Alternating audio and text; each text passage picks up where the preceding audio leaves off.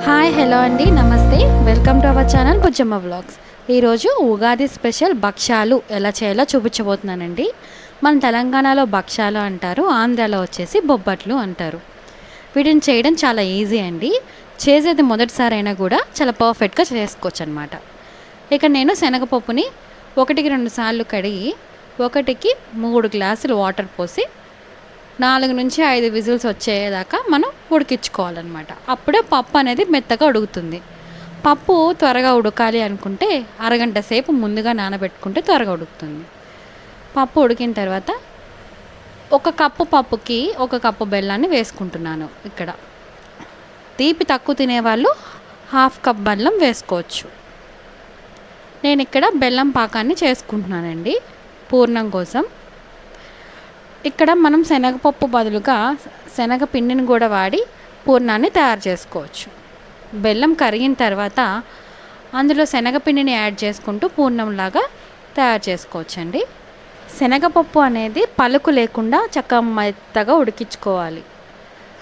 శనగపప్పు ఉడికిన తర్వాత మిక్సీ జార్లో వేసి కూడా ఆ పేస్ట్ని ఈ బెల్లం పాకంలో వేసి కూడా పూర్ణంలాగా చేసుకోవచ్చు. అలా కూడా త్వరగా అయిపోతుంది. డైరెక్ట్గా పప్పును కూడా పాకంలో వేసి చేసుకోవచ్చు. నేను ఇక్కడ పప్పుని డైరెక్ట్గా వేసేసుకుంటున్నానండి. మిక్సీలో వేస్తే ఏంటంటే స్మాష్ చేసే పని లేకుండా త్వరగా పూర్ణం రెడీ అవుతుంది. ఇలా పప్పులుగా వేసుకున్నప్పుడు స్మాష్ చేసుకుంటూ కలుపుకుంటేనే ఆ స్మూత్గా టెక్స్చర్ అనేది వస్తుందన్నమాట. చూసారా పూర్ణం ఎంత స్మూత్గా అయిపోయిందో.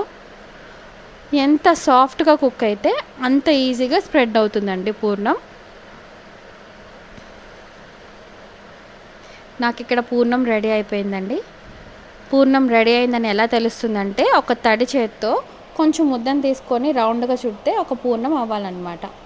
అప్పుడు పర్ఫెక్ట్గా కుక్ అయినట్టు. చూసారు ఎంత సాఫ్ట్గా ఉందో. ఓకే, ఈ ప్రాసెస్ చేసే కంటే ముందు మనం పిండిని కలిపి పెట్టుకోవాలన్నమాట. ఇలాగా కలిపి నానబెట్టుకోవాలి. నేను ఇక్కడ గోధుమ పిండితో చేస్తున్నానండి. నేను ముందుగానే పిండిని కలిపి నానబెట్టుకున్నాను. తర్వాత ప్రాసెస్ అంతా స్టార్ట్ చేశాను అనమాట. ఇప్పుడు మనకి పూర్ణం రెడీ అయిపోయింది కదా. ఇప్పుడు భక్షాలు ఎలా చేయాలో చూసేద్దాం. స్టఫ్ అనేది ఎలా చేసుకోవాలో చూపిస్తున్నానండి. చూడండి ఒకసారి. చాలా ఈజీగా ఉంటుంది. పూర్ణం బయటికి రాకుండా చాలా చక్కగా స్టఫ్ చేసేసుకోవచ్చు. ఇలా బటర్ పేపర్ కానీ లేదంటే ఒక పాలిథిన్ కవర్ కానీ ఏదైనా ఒకటి తీసుకొని దానికి గ్రీజ్ లాగా మనం నెయ్యి కానీ నూనె కానీ అప్లై చేసుకోవాలి. ఎందుకంటే పూర్ణం చేశాక ఈజీగా దాని నుంచి సపరేట్ అవ్వాలి కదా, అందుకనమాట. చూసారా, మనం చపాతీ పిండి ఎంత తీసుకుంటామో పూర్ణం ముద్ద కూడా అంతే తీసుకోవాలి. అప్పుడైతేనే లోపల ఈవెన్గా స్ప్రెడ్ అవుతుందన్నమాట. ఎక్కడా కూడా గ్యాప్స్ లేకుండా చక్కగా నీట్గా ఇలాగా ఫోల్డ్ చేసుకోవాలి.